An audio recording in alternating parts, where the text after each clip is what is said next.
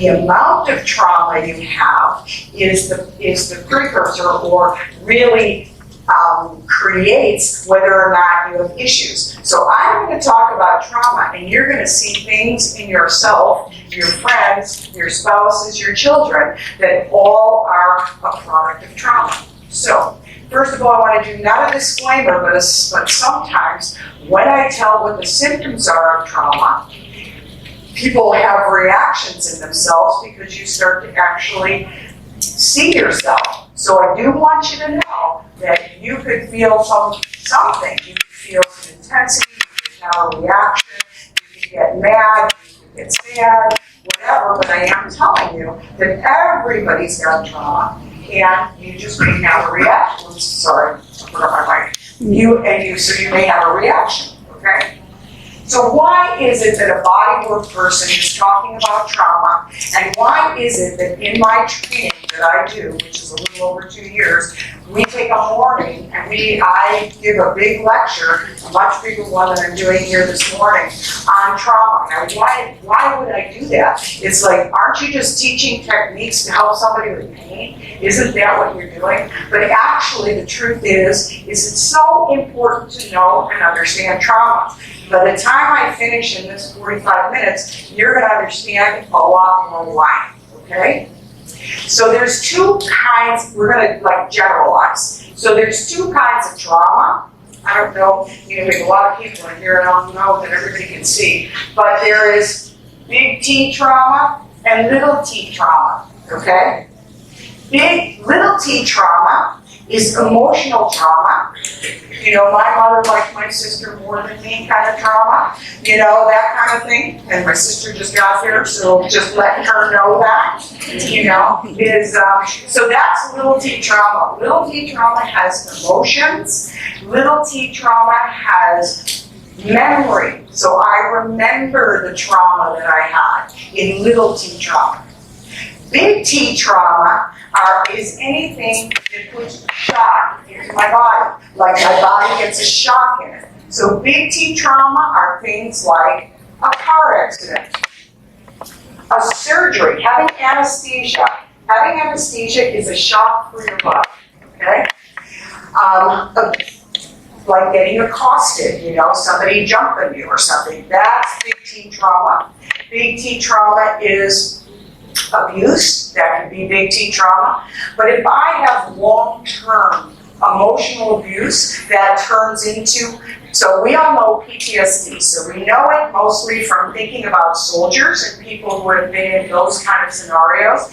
But we all have some range of PTSD in us, because all PTSD is big T trauma. It's just how bad yours were or how many you've had. If I hit my head, that's big T trauma. If I fall on my tailbone, strangely enough, that's big T trauma. That puts a shock right through your body and through your nervous system. So that's big T trauma. So how many big T traumas I have is going to indicate how big my symptoms are. Okay? How big is my symptomology? Alrighty? So one of the other things that happens is when the shock goes into my body, when I have shock that goes in my body, one of the deals is that it doesn't hold the memory. So, if I work on somebody and they begin to actually access or go into their trauma, then what happens is that they're like, but I don't, it doesn't have emotion attached to it, and it doesn't have memory. It has body sensation to it. It has body sensory to it. So, of course, that's another reason why here I'm a body worker talking about trauma. You'll see more in just a second. So, trauma. That's what that is. Colic is not a thing. Colic is actually a baby that has had trauma, and therefore his nervous system is going, and it can't settle. So it's upset, it cries, it has difficulty sleeping. You're going to see that these are all sorts of, I'm going to be writing down the list of what the symptoms are when you have trauma. Okay? Everybody good so far? We're all okay? Okay. All right. Don't want to lose anybody. at this sort of stage. Anyway, trauma is big. It's really big.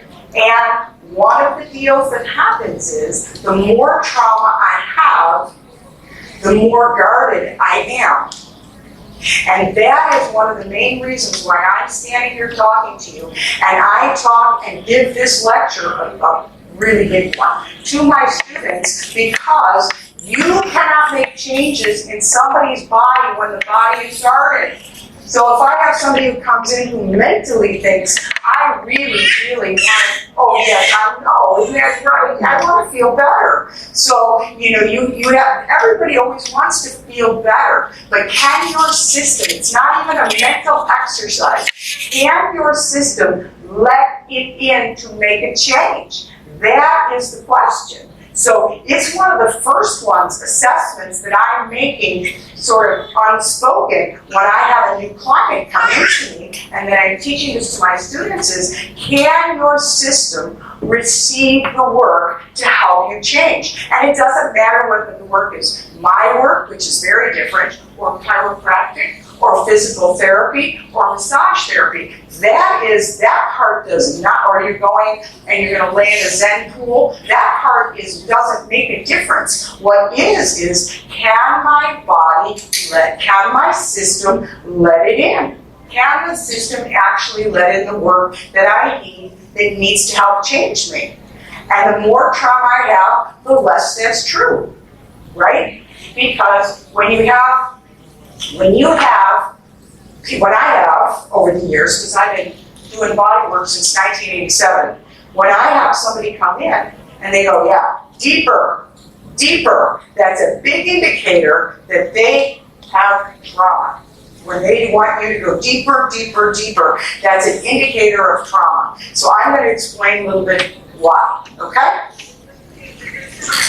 I want to do this, okay? So, I want you to know that in our body, we have responses. Okay, so let me shift around what I was thinking of. Let me tell you what the symptoms look like when you have trauma.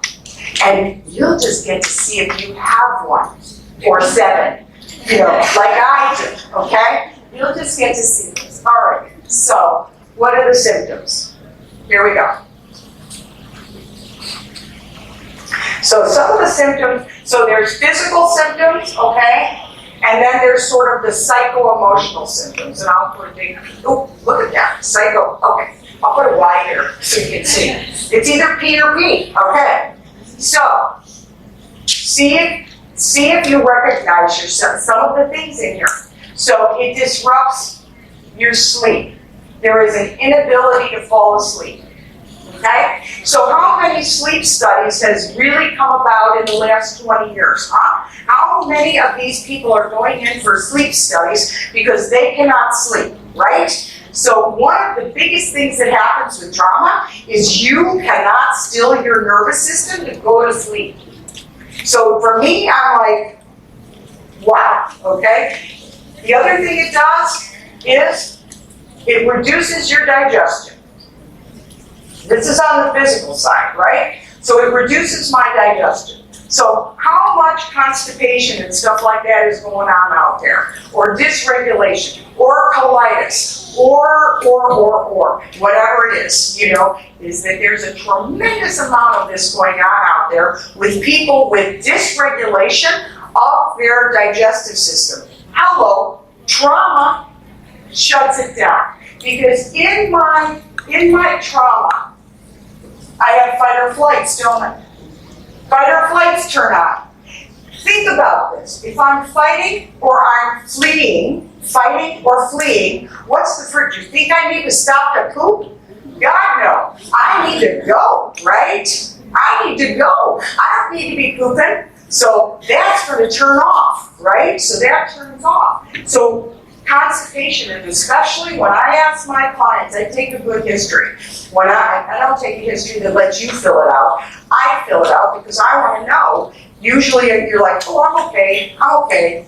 But I want to know, and when people tell me that they've been constipated or their children that I work on, this has been going on forever, that immediately goes out of, if they tell me it's been going on for 2 weeks, different story. But if they tell me that it's been going on all their life or forever, then I'm immediately thinking, I got a little trauma ding going on right there, right? So the other thing that happens is high blood pressure. Don't I, when I'm fighting and running, don't I need to have more blood going in order to feed my muscles, in order to be ready, right? In order to be ready, I need that. So also in this means I have higher muscle tone, okay? So higher muscle tone. That means I'm more like this. So the little story that I said of somebody coming in to get a massage or whatever body work, and you're going deeper, deeper, and you're trying to push on something that's resistant, this is why. Because you need this to do that. These are all inherent mechanisms that are going on in the body. They are inherently in you. This is part of your makeup that says, if I'm under threat, these things are going to start, this is going to start, and this is what's going to happen to me, right? The hard part is that after your initial threat is gone, we are still staying in this because we have so much trauma. Trust me when I say I'm going to think more, okay? So I will think more. But let's go over on the psychological side. I'm also going to get a little drink here. Let's go on that side. When I get excited, I get really like, yes, believe me, just I'm telling you. Okay. So on the psychological side, what happens? So somewhere in here, I'm going to tell you that stress is elevated, okay? So stress is elevated. And on this psychological side, what have I got? I've got anxiety, okay? I've got worry, alrighty? I've got panic, alrighty? You see where I'm going with this? I have fear, okay? I can think, because there's like a bigger list, and of course, I don't think I brought my list with me. I have it in the other room. Oh well, I'll remember that. So, but you get what you get the kind of file folder that this is all in. This is it. You're negative, Everything you think about comes through a negative scope. All right? So you can see the categories, and I want you to know that if I have 10 people who have high trauma, they're going to have stuff from the lists, the same lists. I could be somebody who, has a lot of fear, who has a lot of worry, that I worry a lot. I could have that. And at the same time, somebody else could have where their anxiety is off the chart. Actually, thanks, Grace, there's depression. 2 S's in there. I can't spell. I can do this stuff really good. I can't spell. Okay? And let me just make sure. There we go. So I can be numb. I can have numbness over here. Numb where I don't feel. This is a good one because I did this one. Irritability. Yeah, I know. Anyway, there's an L in there somewhere. You guys put the L in, okay? Hypervigilance, right? Where I'm hypervigilant. I'm a perfectionist, right? I notice everything. I'm on top of everything. Or I'm completely collapsed and I always feel like if there's certain reactions to trauma, and if the trauma is big enough where you almost die, for some people they go into, when they get stressed, they have to go to bed. Then there's some people when they get stressed, they actually get more, like the anxiety level goes more, and I have to do more and go more, and I can't rest and I can't sleep. So we've got all of that. You know what I mean? All of that is in here in this full trauma profile. The reason why, there's an action of learning about trauma now is partially because we are living in a traumatized world. So don't just think that the fact that your trauma and whatever your list of traumas, whether it was you hit your head in a swimming pool, or you fell 6 times on your tailbone, or you had lots of car accidents or head injuries, it doesn't matter how you got them, but if the action in the body is to create the same mechanism turning on. But we also have such a traumatized world out there that is adding to your own now. So we keep thinking that everything's only mine, it's only me, it's inside me, but it's not. It's pervasive. It is across the board pervasive. Everybody still okay? You're still with me? Okay? Has anybody heard themselves in my list yet? Yep. Well, we have a couple of yeses. Okay. Gotcha. Gotcha. All right. So here's the funny thing, though. I'm about to put up a little board. We always think that it's fight or flights. Okay? So we always think, I feel like I should be like one of those board people, they kind of watch this, right? So the categories are here, and hopefully we can see them, it's fight, flight, fight, freeze, and fawn. I don't talk about fawn that much, but let's look at the type of personality that you would hear operating, leaning into that one more than the other. Still, in flight, how many people are workaholics? That would be me. Okay, there's only 4 of us. Wow. 5, great. And all the rest of you are not? Okay, all right. Overthinker. Hello? Yes, lots of overthinkers. You're always on it. You're really thinking about it. And here's the funny thing I want to tell you is there's some benefit. So it's not that everything is 100% negative. I'm not saying it's a benefit to be an overworker, but you do get a beneficial part. Do you know what I'm saying? The same thing in an overthinker. Anxiety, panic, and OCD. This is very common when you're in your fight or flights. So this is the flight part. Difficulty sitting still. Have you been watching me walk across in front of you just a little bit back and forth? Have you seen me? Anybody who's been in my training or had any kind of been, part of my classes or anything that I do has noticed that I never sit and I'm always moving. Check. Okay. So then, perfectionist. Like, how many of those have we got here? Yes, perfectionist is also part of this fight or flight, Fight. Okay, here's the fight part. Let me get on the other side. The fight part is anger outbursts. I know you're not raising your hands, but I know there's some. Or being controlling. I love that girl back there. And being controlling, How many people are controlling and and it doesn't take much to put them into anger. This is in the fight part. Some people are all the way into bullying in this. Narcissistic, where I think about myself. It's all about me, that's the narcissistic person. And explosive behavior, which I would think would be in anger stuff, but that explosive behavior. These are the fight or flights. Now the interesting thing is, it is actually more common to be in freeze, and we don't hear about freeze very much, do we? You do never hear about freeze, but freeze is actually huge. I'm going to ask you, it's a little chilly right here, I'm going to ask you, have you ever been in a situation where your mind is saying, I don't want to do this, or I don't want to be here, but you do it anyway? That is freeze, guys. You don't think that's freeze. You don't think that's freeze. If you're in a situation, or you're talking with somebody, or something is going on, and you don't want to be there, or you feel this should be different, that is in freeze. So freeze also is difficulty making decisions. Okay?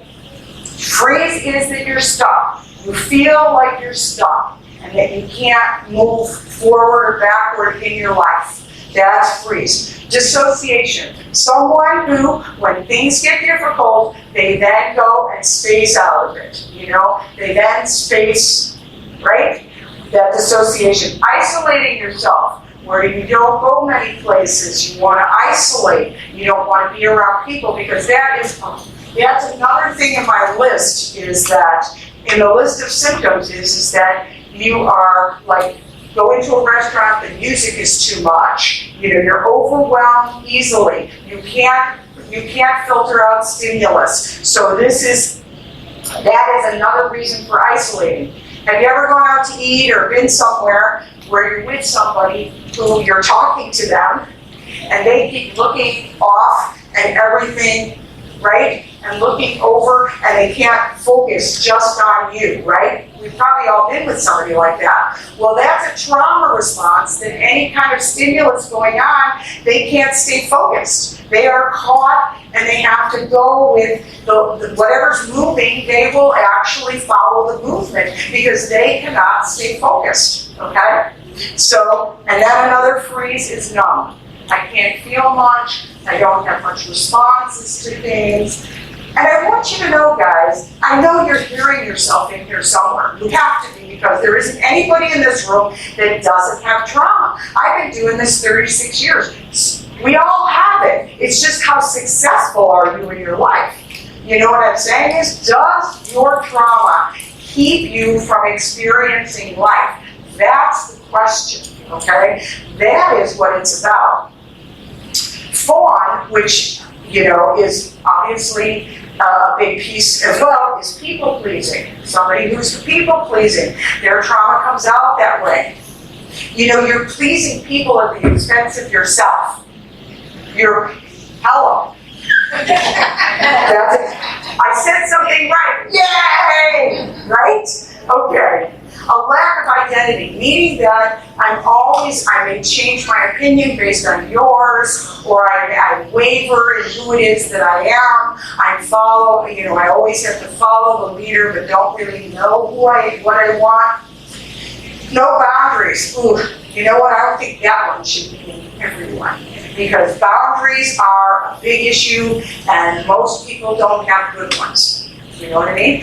I'm in my mid-60s, and I'm just like, I finally got some this year. You know what I mean? I finally got my, thank you. Yeah. Before, I was doing the thing where I'm thinking, where is it? In freeze, I'm thinking, but I'm not saying anything. That was definitely, and my sister can attest that is not me now. It's not me now. It used to be me, though. I had all this stuff going on in my mind. No, I don't want to be here. No, I this, or whatever. And now I need it so bad that when I go into a restaurant, I'll go, could you please turn the music down so we can talk? Because God knows, in the grocery store, everywhere, it's just too much. I mean, and I don't actually understand why it is that they're operating in that way. I don't understand why, okay? So here we go. In fawn, overwhelmed easily. Oh yeah, okay, so when you see yourself, you're like, yeah, that's me. Codependent, that codependency, which is obviously connected to not having any boundaries. You guys get this? So what happens is that the trauma is operating the show. It's driving the car. Even though you think it's yourself, it is a lot of what is driving the car. And so, especially, I don't know if you are one, or if you know somebody who does what I'm about to say, is that when you have trauma, everything that comes in, every experience that you have, the experience that you're having is processed through your trauma. So I saw this online somewhere, and this is somebody who's had a healthy family, healthy, not much trauma, and this is the trauma person. And so what's happening here is we don't see things as they are when we have trauma. We see things as we are. So if I've had healthy and been, like the baby that's had birth trauma, so 2 babies have birth trauma. This one goes home to a family that holds the baby all the time, that nurtures the baby all the time, that's breastfeeding the baby. This one goes home where the mom has to go back to work. She doesn't have time to really spend with the baby. These 2, you tell them. These 2, mom's good over there, isn't she? These 2 different scenarios. So one is that the person who has the family that's spending time, that's feeding the baby, that's holding the baby, is the one that's going to end up more like this. And then you have the other side where the trauma is, the baby is always going to be processing through trauma, same as us. So what do you do when you process through trauma? You either see everything as a negative, or you're judgmental, right? You go into judgment, or everything is like, that kind of thing. Those are responses to when trauma comes into you. Those are responses because your trauma is in all the parts of your brain. Did you know that? When exactly. Your trauma, when you have a shock, it goes into your upper brain, your midbrain, and your brainstem. And those are it's running the show. So my thinking is going to be more negative when I'm in trauma, when I have a lot of trauma, right? And this, okay, I'm going to say the B word, this bullshit that says, just let go. Have you heard that? How are you going to let go? That's something that's in me at a cellular level. Now, I'm not even telling you all of this to tell you that there isn't anything, there isn't any help. See, I didn't even ask for this one, but my assistant, who's not here today, decided she would do this one. This says, people raised on love see things differently than those raised on survival. So many of us have really been raised on survival, right? So, is there a way through trauma? There is. And the great thing is I'd say I moved here in 1999. I moved down to Tulsa. And in 2000 or 2001, we had this amazing practitioner who brought somebody in. Trauma was like not heard of.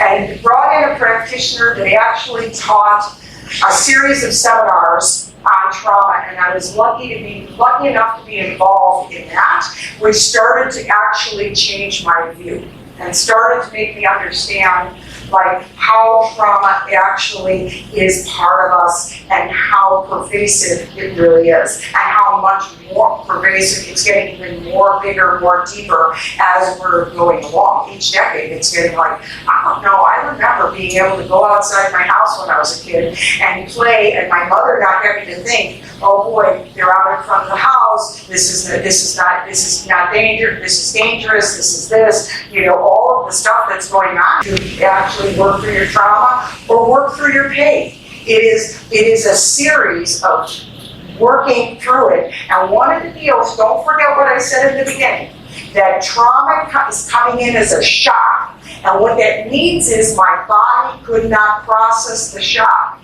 If it could have, I wouldn't hold it. Like if I fell down and scraped my knee, okay, my body can handle sending all the little cells and repairing my knee and stuff, but if I fall and hit my head, get some kind of concussion, it's big enough that the body cannot resolve it. So one of the deals is when you're working with trauma, you actually have to do what they, you have to let it come up in micro doses, little bit at a time, so that your body can actually integrate it and get through it. So this idea, the same way, healing your gut, healing your nutritional stuff, all of that is a longer term thing than most people think. Getting through your pain, getting through your trauma, it is a process, guys, and if I can convince this 40 people to know that it's a process as opposed to I go once, I didn't get help, and now I'm gone. It's it's not like that. But we definitely have some trauma therapists here. I work with trauma personally, and the people that I'm going to do a plug for my school in just about a minute is that the people that graduate from my school, we do cranial sacral therapy, which is a therapy that's working with the head, which is really interfacing with all of the systems in the body. So we come to trauma through cranial sacral therapy. There's also, Grace gave me this whole list, because Grace is wonderful. Grace works with us. She didn't at the school. She works in the school. She works with me and everything, and she's super.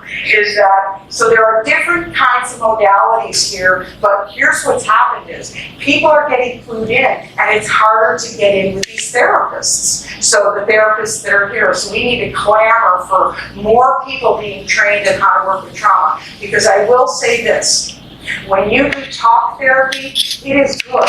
Talk therapy has benefits, but talk therapy is little t. Talk therapy is not big T. Talk therapy is awesome. Talk therapy is about your emotional body, your emotional system. It is not your trauma system. What's in you traumatically? Couldn't get that out. It's not from the trauma. That's your big T. Your little t is, I spent 20 years talking to them and I still have stuff. Well, that's because you need to work differently, okay? And working differently means I have to include the body in there. And those are what's called, your body is soma. So that's somatic therapists, are the therapists that work with when the trauma comes up in the body and begins to work with that. So the different, you know what, I'll write these down, okay? Hang on a second. Give me a moment. Can you guys see, as I do this, can you see why I have to talk about trauma in my practice? Because laying your hands on intentionally with someone is I'm laying my hands on all of your experiences. I couldn't, by the time I moved down to Tulsa, I was already a bodywork person for 16 years or something like that, 15 years. So the deal is, and I had no idea, I was coming in there and no matter what I've done, I've been a good therapist, but I was in there doing stuff without the consciousness and the understanding of what was coming into me, what was coming in and laying down on the table. Well, now I get it, and I've educated myself more. And so now you can see why it's so important to know and understand trauma, because it comes up while you're on the table. Because it also means that somebody's so tight that you can't even work on them. That means that they are in trauma, and you have to switch to a therapeutic angle in order to help them with their trauma first.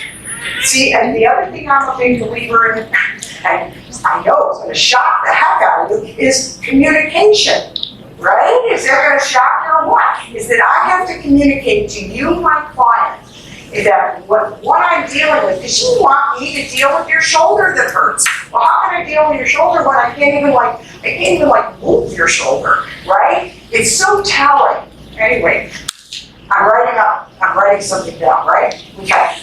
Because I can digress. Okay.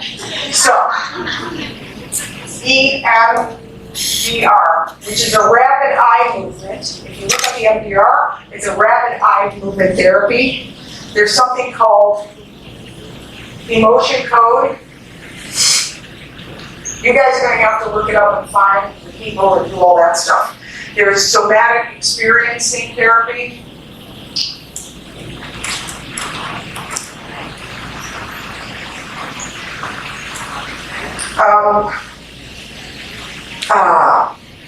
There's family constellation, which is also amazing. You know what? I will also say that I think we should have neurofeedback somewhat on this list. That's a deep feedback. Okay, we have ancestral clearing, which Andrea will talk all about later. So these are just some of them, and then from me, the only thing I don't do these. What I do is cranial sacral therapy. That's what I do. And so there you have that. So Everybody gets the fact, so it's cranial sacral therapy, and then we have these family constellations, somatic, emotion code, EMDR. There's also something called brain spotting. But I want you to know that every single one of these works with the nervous system and how it connects to the body. Every single one of these. Okay.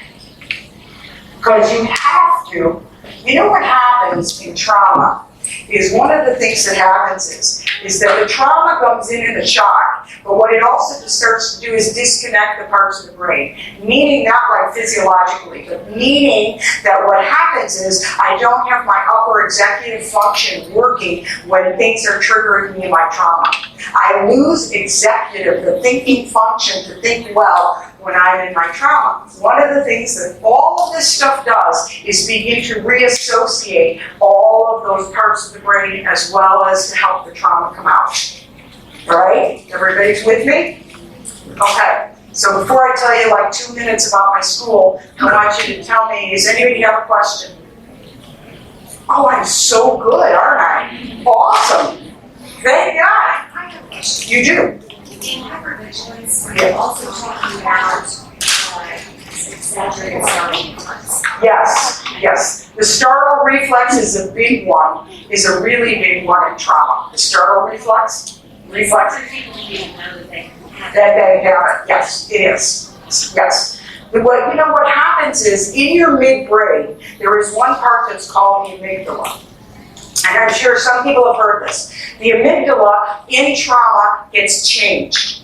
And then one of the amygdala's job, it has several jobs, but one of the amygdala's job is actually to keep out stimulus. So what happens is when the amygdala changes, stimulus is allowed in. So you're getting a lot of stimulus. That's why, sound can be too much, movement can be too much, TV can be too loud, it can be too many images coming at once. Those things, you don't like to go to parties anymore, don't like to be in crowds anymore. That is all like happening because of the trauma, and it's this change in the amygdala. The really cool thing is they've done studies, and the amygdala can actually get changed back by having the right therapy. The amygdala can change back by having the right therapy. So, great. Okay, one last thing is that I'm so sorry. Obviously, I move a lot of things around. So I have a school, and my school is Ankrum Institute. You can find us on the website. You can find us on ankruminstitute.com. I also have a Facebook page, but I haven't been posting on that too much. We actually have little videos. But I have a YouTube channel that has videos anywhere from 1.5 minutes to an hour, 5 minutes, 3 minutes, that I talk all about different parts of the body, how pain patterns, liver, that stuff. My training is a 2-year, 2-month training that meets 4 days every other month. It meets 4 days, 14 times. And I am teaching people from the ground up how to work with pain patterns, and where it's really coming from. Not like how can I help you mask it or maintain it, but how you process through something. And cranial sacral is also a part of every single module that we have. It's a part of it. And we get to doing organs as well. I teach organs as the last third of the training, because 65 to 90, I'm saying this again, 65 to 90% of pain in your body, that's what I forgot, pain in your body is coming from an organ. If you didn't injure yourself, if you didn't get an injury, that much is coming from organs. So it has to be part of the training, in my mind. So anyway, it's lovely training. I really love it. You see me doing the same thing. I'm here, I'm doing this thing. Just teaching you every part of the body. And it's exciting. It's really exciting to learn how a body really, really works. So, if you have any questions, we have a booth out there with myself, and one of my graduates is out there. We also have cards for the graduates if you want to get work done. We have a student clinic that meets Grace runs the student clinic. It's every month or every other month. Grace can write down when the date of the next one is. Grace organizes that. So we have, it's a great program, and it's amazing that you can actually find work in Tulsa that is work that is helping you process through your stuff. So, thank you so much. I appreciate you letting me talk.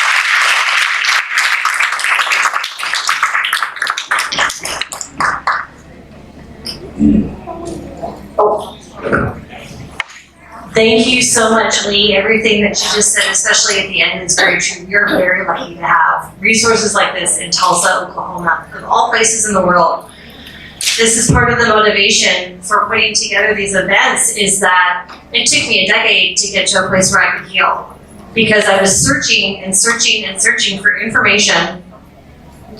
I didn't know what was going on. If you have something going on and it doesn't feel right and you're not experiencing joy, or maybe we're in pain every day, where do you start? How do you find answers? So putting together, we've curated this amazing crew out here and some speakers that can help you in 360 degrees of health and wellness for you.